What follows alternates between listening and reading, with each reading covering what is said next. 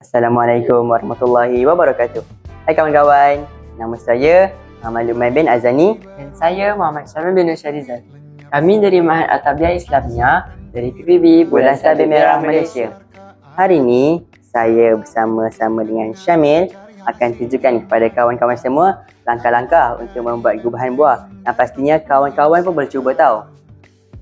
Buah-buah yang diperlukan antaranya ialah buah tenikai, buah plum, buah anggur hijau, anggur merah, dan terakhir sekali buah pisang.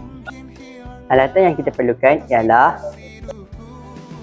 pisau, papan pemotong, pencungkil gigi dan lidi panjang.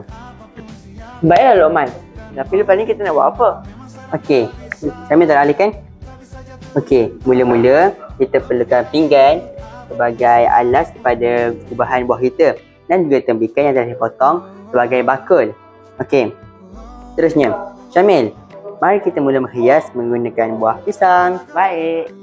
Potong sedikit pada hujung tangkai. Kemudian masukkan anggur di dalam tangkai.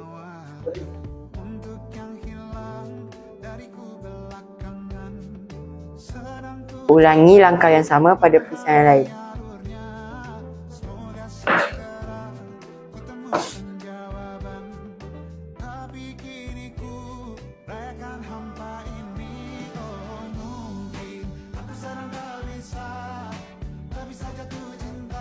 Kawan-kawan boleh susul mengikuti terus kawan-kawan.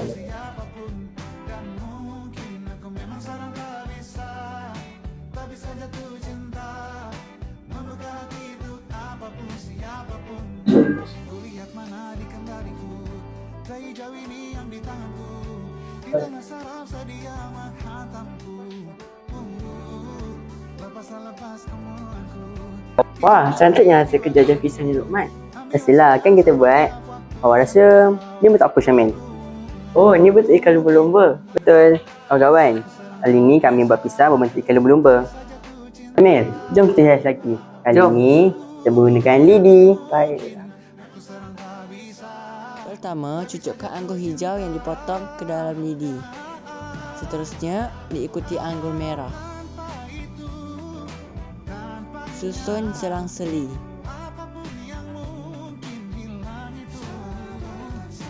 Seterusnya, letak anggur yang tidak dipotong. Akhir sekali, cucuk buah plum.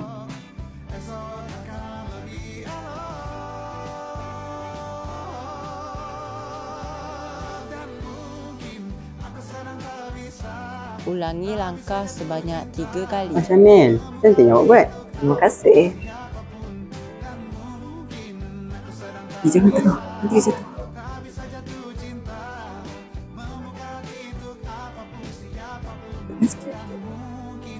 Okey, bagus.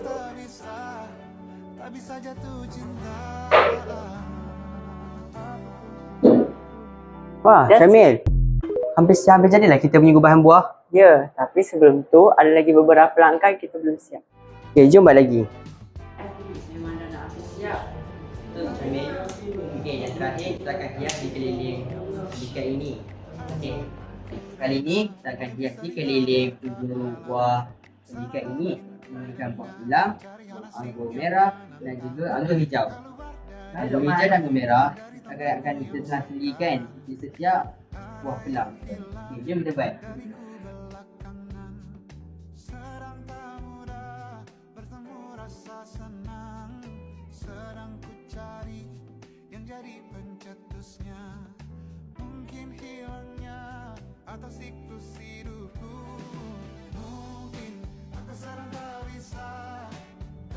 Akhirnya kita berjaya untuk membuat bahan buah kita.